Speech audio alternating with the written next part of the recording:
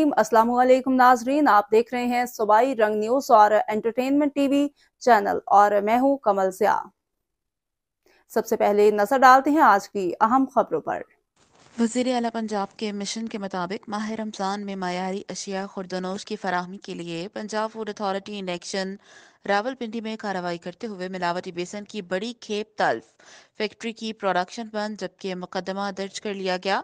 Punjab food authority हुकाम के मुताबिक खुफिया इतलात पर बग्गा मोड़ के करीब फ्लोर मिल में चेकिंग के दौरान 1500 किलो मिलावटी बेसन तल्फ किया गया है। 7280 किलो मकई और 600 किलो नाकिस आटा भी बरामद किया गया है। तर्जुमान फूड अथॉरिटी का कहना है कि फैक्ट्री में मौजूद वर्कर्स ने बेसन में मिलावट का मौका पर एतराफ किया। जालसाजी पर फैक्ट्री की प्रोडक्शन बंद, जबकि मालिकान के खिलाफ मुकदमा दर्ज करवाया गया है। बेसन के नमूनों को मजीद तजर्बे के लिए फूड लैब भिजवाया गया है। उन्होंने बताया कि रमजान अल मुबारक में जालसाज और मिलावट माफिया की सरकोबी के लिए ग्रैंड ऑपरेशन जारी है।